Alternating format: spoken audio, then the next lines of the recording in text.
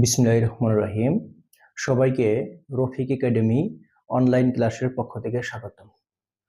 আজকে আমার আলোচনার বিষয়বস্তু হচ্ছে তরলে কোনো একটা বস্তুর ভাসা বা ডোবা নিয়ে। অর্থাৎ কোনো একটা বস্তুকে তরল পদার্থের মধ্যে নিমজ্জিত করলে বস্তুটি কি ডুবে থাকবে না ভেসে থাকবে, সেটাই হচ্ছে আলোচনার মূল বিষয়। এখন দেখো, এই তরল পদার্থে বস্তুর ভাসা ও ডোবা নিয়ে বুঝতে হলে তোমাকে দুইটা জিনিস জানতে হবে। একটা হচ্ছে বস্তুর ওজন, আর একটা হচ্ছে বস্তু দ্বারা অপসারিত তরলের ওজন। এখন এই জিনিসটা কি দেখো, ধরো এটা একটা পাত্র, এই পাত্রের মধ্যে কি আছে, ধরলাম তরল পদার্থ আছে, ফুল তরল পদার্থ আছে। এখন এই পাত্রের মধ্যে তুমি যদি ধরলাম এই গোলকটাকে তুমি এই পাত্রের মধ্যে আনবা, দেখো তো, তাহলে এই গোলকটা তুমি যখন এই পাত্রের মধ্যে আনবা, এই যে পাত্রের মধ্যে ফুল কি ছিল, পানি ছিল, তাহলে এই পানিটা কি করবে, বের হয়ে যাবে না? দেখো তো, এই পাশ থেকে পানিটা কি যাবে, পড়ে যাবে। অর্থাৎ এই বস্তু কিছু পানি অপসারণ করবে। তাহলে এই বস্তু কি করবে, পানি অপসারণ করবে। এখন তুমি কি বের করবা এখান থেকে, দুইটা জিনিস। একটা হচ্ছে এই বস্তুর ওজন, তার মানে হচ্ছে ডাব্লিউ ইকুয়াল কত, mg। বস্তুর ওজন আমরা জানি ডাব্লিউ ইকুয়াল কত, mg। অর্থাৎ তরল পদার্থের মধ্যে তুমি যে বস্তুটা নিমজ্জিত করবা বা যে বস্তুটা তুমি স্থাপন করবা, ওই বস্তুর ওজন। আর হচ্ছে এই বস্তু কি পরিমাণ পানি অপসারণ করে। দেখো তো, যখন এই বস্তু আমি এই জায়গায় আনবো, তখন এই বস্তু কিছু জায়গা দখল করবে, ওই জায়গার পানিটা কি দিবে, সরাইয়া দিবে। এটাকেই বলা হয় বস্তু দ্বারা অপসারিত তরলের ওজন। তাহলে এইখানে লেখো, বস্তু দ্বারা অপসারিত অপসারিত তরলের ওজন। তরলের ওজন, এই বস্তু দ্বারা অপসারিত তরলের ওজনকে বলা হয় আবার প্লবতা, বা এটাকে আমরা বলতে পারি কি, প্লবতা। এই প্লবতাকে প্রকাশ করা হয় এফ দ্বারা। এফ সমান সমান আমরা জানি কি, ভি রো জি। এখন দেখো, তাহলে বস্তুর ওজন তোমাকে প্রথমে বের করতে হবে ডাব্লিউ ইকুয়াল mg, এই সূত্র ব্যবহার করে। তারপরে তুমি করবা কি, এই বস্তু কতটুকু পানি অপসারণ করে বা কতটুকু পানি সরাইয়া দেয়, তার ওজন, বা যেটুকু পানি সরাইয়া দেয় এটাকে আমরা বলতে পারি কি, প্লবতা বলতে পারি। এটা সূত্র হচ্ছে এফ ইকুয়াল কি, ভি রো জি। এখন একটা জিনিস খেয়াল করো, আমি তোমাদের আরেকটু বেসিক বুঝাবো। একটা বস্তু ভাসবে না ডুববে তুমি এইখান থেকে বুঝতে পারবা। দেখো, এটা একটা পাত্র, তরল পদার্থ আছে, হ্যাঁ, তরল পদার্থ আছে। এখন দেখো, ধরলাম এই জায়গায় একটা বস্তু আছে, এই বস্তুর নিজস্ব একটা ওজন আছে, সেটা হচ্ছে কি, ডাব্লিউ। আমরা জানি বস্তুর ওজন সব সময় নিচের দিকে কাজ করে। আর এই ত্বরণ কর্তৃক উপরের দিকে যে একটা বল দেয়, সেটাকে কি বলা হয়, লব্ধি বল বলা হয়। এই লব্ধি বলটা সবসময় কোন দিকে কাজ করে বলতো? এই লব্ধি বলটা সবসময় কাজ করে উপরের দিকে। অর্থাৎ এই তরল পদার্থ সব সময় বস্তুটাকে উপরের দিকে ধাক্কা দেয়। এখন দেখো, এই বস্তুর ওজন যদি বেশি হয়, কার চেয়ে, এই যে উপরের দিকে যে বলে ধাক্কা দিচ্ছে তার চেয়ে যদি বেশি হয় বস্তুর ওজন, তাহলে বস্তুটা কি হবে, ডুবে যাবে। আর এই তরল পদার্থ যে বলে এই বস্তুটাকে উপরের দিকে ধাক্কা দেয় বা প্রবণতা, সেটা যদি বেশি হয়, তাহলে বস্তুটা কি হবে, ভাসবে। অর্থাৎ বস্তুর ওজন যদি বেশি হয় বস্তু ডুবে যাবে, বস্তুর ওজন যদি কম হয় বস্তু কি, ভাসবে।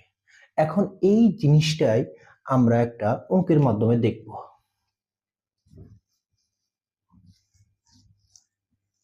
দেখো, এখানে 54 গ্রাম ভরের একটা গোলক দেওয়া আছে, যার ব্যাসার্ধ দেওয়া আছে 2 সেন্টিমিটার।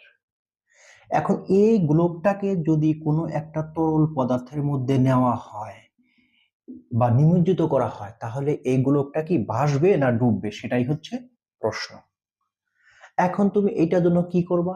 শুরুতেই বের করবা গোলকের ওজন বের করবা। দেখো গোলকের ওজন ডাব্লিউ ইকুয়াল কত? mg।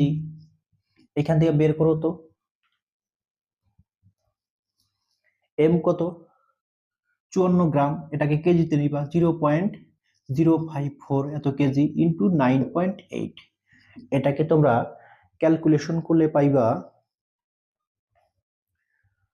0.5292 এত নিউটন। তাহলে দেখো এই গোলকটার ওজন আমরা পেয়ে গেলাম। এখন আমি কি করব? বস্তু দ্বারা অপসারিত তরলের ওজন অথবা প্লবতা, আমরা সংক্ষেপে লিখতে পারি প্লবতা। প্লবতা, এই প্লবতা এফ সমান সমান কি? ভি রো জি। এখন দেখো এইটা তুমি এখন এই যে গোলকটা আছে, এই গোলকটার কি বের করতে হবে বলো তো? এই গোলকটার আয়তন বের করতে হবে। গোলকটা কি বের করতে হবে? আয়তন বের করতে হবে। দেখো এখানে দুইটা রাশি লিখছি আমি, ভি এবং রো। এই ভি হচ্ছে বস্তুর আয়তন, ভালো করে খেয়াল করো, বস্তুর আয়তন। আর রোটা হচ্ছে তরলের ঘনত্ব, তরলের ঘনত্ব। এখন দেখো আমাকে বিটা বের করতে হবে। বিটা তুমি কিভাবে বের করবা? দেখো এখানে যেহেতু এটা গোলক, গোলকের আয়তনের সূত্র কি বলতো? গোলকের আয়তনের সূত্র হচ্ছে, এখানেও বের করতে পারবা, বাইরে থেকেও বের করতে পারবা, তুমি বাইরে থেকে বের করো। বি ইকুয়াল 4/3 পাই আর কিউব। দেখো এখন 4/3 3.1416 আর এইখানে আরটা দেওয়া আছে 2 সেন্টিমিটার, এটাকে মিটারে নিতে হবে, 0.02 এত কিউব। এখন এইটাকে তুমি ক্যালকুলেশন করলে পাবা, দেখো গোলকের আয়তন 0.00027 এত মিটার কিউব। এই মানটা এখন এখানে বসাইয়া দিবা, 0.00027। রো হচ্ছে 1000, জি হচ্ছে 9.8। দেখো এটার মান আসবে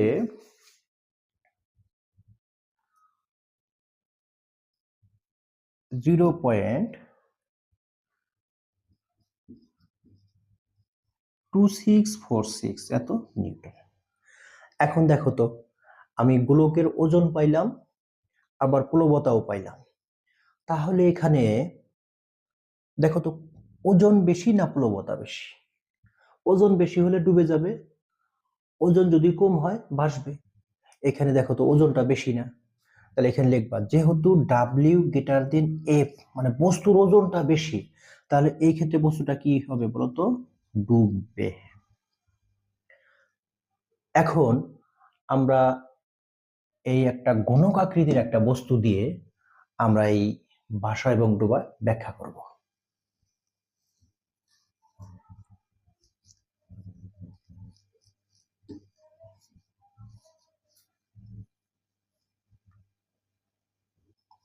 দেখো এইখানে একটা গণক রাখা আছে, তাহলে শুরুতে আমাকে কি বের করতে হবে? গণকের ওজন বের করব আমরা। তাহলে ডাব্লিউ ইকুয়াল কত? mg। এম কত? 54 গ্রাম, এটাকে কেজিতে নিতে হবে, 0.54 এত কেজি হয়ে গেল, ইন্টু জি এর মান হচ্ছে 9.8। তাহলে ঘনকের ওজন হবে, ক্যালকুলেটরে তোমরা ব্যবহার করবা 0.529 এত কি নিউটন। এখন দেখো তো ঘনকের ওজন আমরা পাইলাম, এখন কি বের করব? এখন বের করব এই ঘনকের প্লবতা, বা এই ঘনকের উপর তরল কি পরিমাণ বল দিবে, ঊর্ধ্বমুখী বল দিবে, সেটাকে বলা হয় প্লবতা। তাহলে প্লবতা এফ সমান সমান কি? ভি রো জি। দেখো ওরা কিন্তু বলে দেয় নাই যে এই গুণকটার আয়তন কত, তাহলে তোমাকে এই গুণকের আয়তন বের করে নিতে হবে। এখন গুণকের আয়তনের সূত্র কি বলতো? আমরা জানি গুণকের দৈর্ঘ্য, প্রস্থ এবং উচ্চতা সবকিছুই কি সমান। এটার আমরা সূত্র জানি কি, এ কিউব।